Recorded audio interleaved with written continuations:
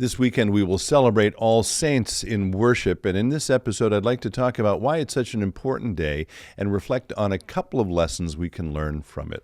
Stay tuned.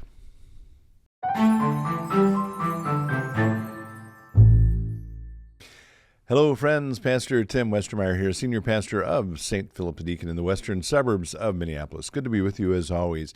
We are taping this episode the week before an annual celebration here at the church called All Saints Day.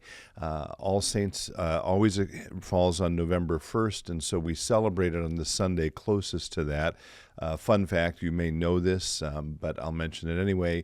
An old name for All Saints was All Hallows, which means that October 31st, which is the day before All Saints, or All Hallows Day, is All Hallows Eve, which is where we get the name Halloween.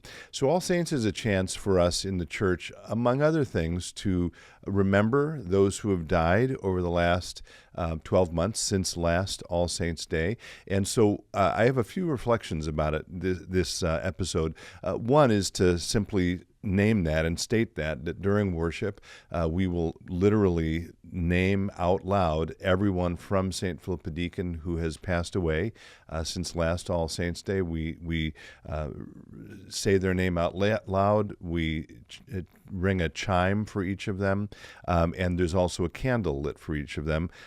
48 of our own members have passed away in the last year, so we will read 48 names. And of course, we also, all of us, have a chance on All Saints Day to give thanks for and reflect on anyone who is close to us who has died at any point in the past. And so it's a really important weekend for us, an important Sunday for us to remember those who have gone before us, to give thanks for them, and to acknowledge the grief that we feel at their loss. So one thing I guess I'm saying is that we will be celebrating that. I hope you'll be able to join us in worship as we celebrate that important milestone. Two related thoughts to that. One is that even as we give thanks for and grieve those who have passed, we also, All Saints gives us the opportunity, I think, to reflect on the fact that we are part of a very long tradition. As Christians, we're part of a tradition that spans more than 2,000 years. And I think there's power in that as well. I was just talking with Tim before this episode, and as it happens, I was speaking earlier this week with a member about the beauty and the power of cemeteries outside of old country churches. Let's say you've all seen those prototypical shots of a white clapboard church, and then there's the beautiful cemetery next to it.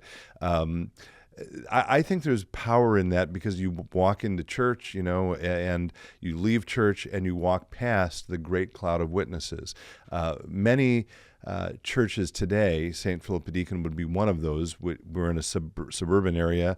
We're surrounded by streets and houses and marsh. There's no room for a cemetery. We do, however, have a columbarium, which has only been there for maybe the last 8 or 10 years, but it accomplishes that same point, I think, of reminding us, those of us who happen to be still alive, that we're connected to those who have gone before us, and they are a part of the Christian family.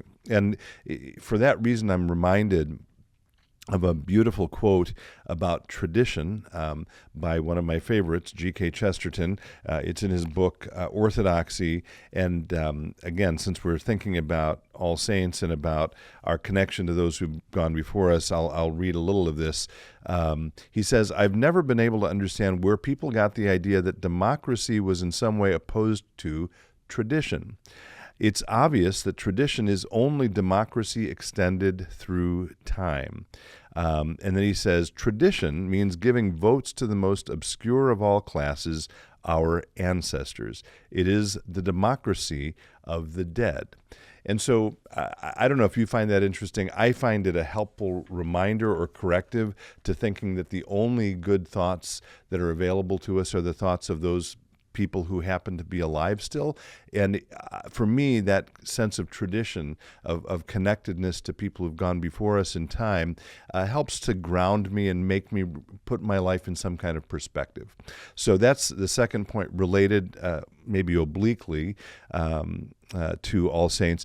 And then the third point is simply, well, you might say, well, Tim, give me an example of how that plays out in practice. And so I'm going to just lift up a single quote from someone who lived long before G.K. Chesterton did. I'm thinking here of St. Augustine, who lived in the 4th and 5th century, so the 300s and the 400s.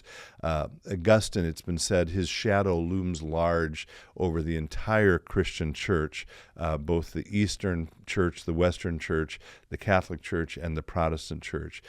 There's not a tradition in Christianity that doesn't pay attention to Augustine and think about what he wrote. And by the way, I think we've talked about this, but the current Pope, Pope Leo, is actually an Augustinian monk. That's the tradition he comes out of, as interestingly was Martin Luther. He was an Augustinian monk before he broke from the Catholic Church.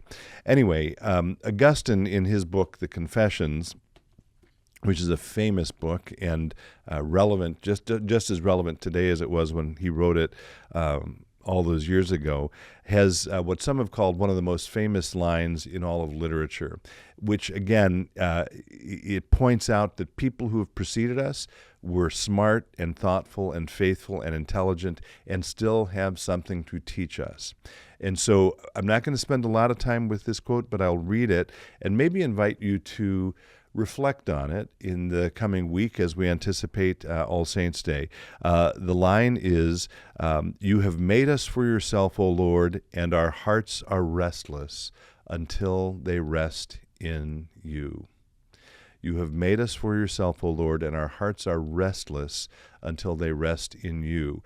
That has a sort of double meaning for All Saints. On the one hand, it reminds us that those who've gone before us and now rest in the Lord and see him face to face are in fact resting in a way that we will not. But it's also a reminder that those of us who are still alive can continue through God's grace to be drawn closer to God and drawn away from all of the idols that desire us to bow down to them. We've talked about them many times. The four main ones are power, pleasure, and honor, and wealth. And again, Augustine's quote reminds us that when we bow down to those, they will not satisfy. The only thing that satisfies ultimately is a God who says to each and every one of us every day, "I love you." And I hope we can maybe take that into All Saints. Again, I hope you'll be with us for All Saints as we celebrate all those saints who've gone before us. And if you have had a loss this year, you should also know that you are in our prayers. Thanks as always for being with us, with me. And as always, until next time, be well, stay in touch, and God bless.